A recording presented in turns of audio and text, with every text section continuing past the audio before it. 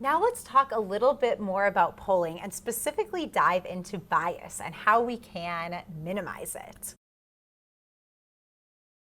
So we know that random samples are best for surveys or polls for the exact same two reasons the randomized controls are best for experiments. So just as a quick reminder, those two reasons are listed right here. We have number one, it says that random selection is most likely to make the sample as alike to the population as possible because it eliminates selection bias. And basically, as long as we have enough subjects, any random differences between them will average out.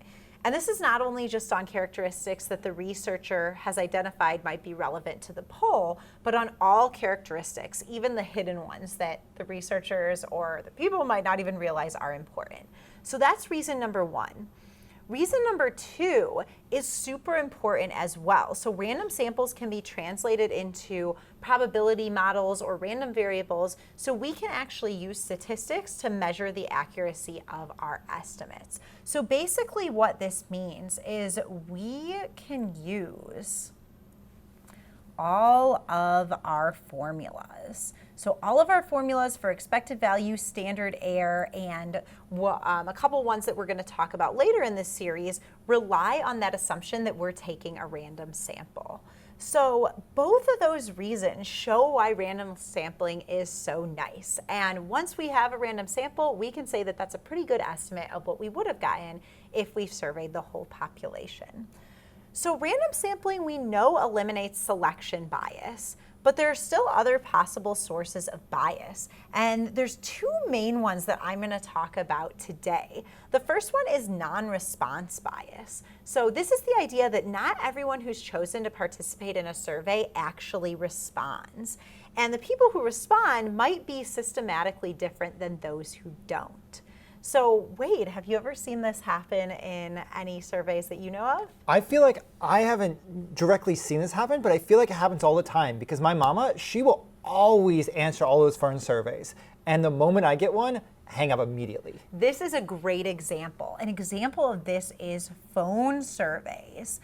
Back in the day, the best way to collect data was through the phone.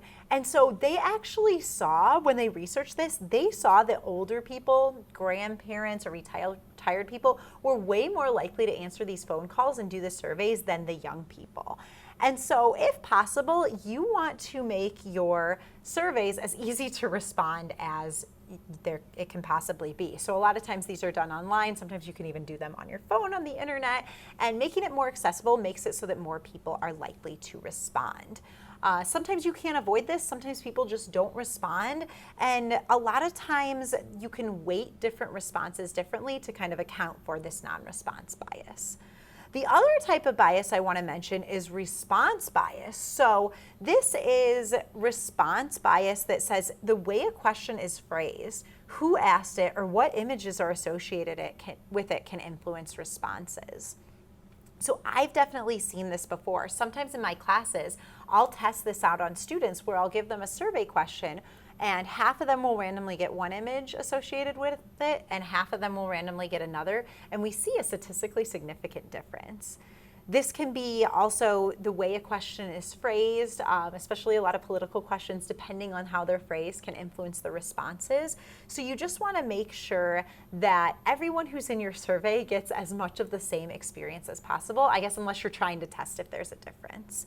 So both of these types of biases we want to reduce. It might not be possible to eliminate them completely, but our goal is to reduce bias and chance error.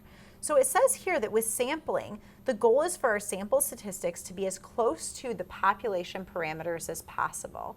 And this means we want to minimize bias and error. So as a visual, basically we want our sample statistics, so the data we get from our sample, to be, ideally, those would be equal to our population parameters. But this rarely happens because of bias, which we want to minimize, and chance error, which is measured by the standard error. So chance error basically says that every time I take a sample from a population, the percent that I get is going to vary a little bit due to random error. So we want to minimize both of these so that ideally our sample statistics can be as close to the population parameters as possible, and we can have the best survey that we can get.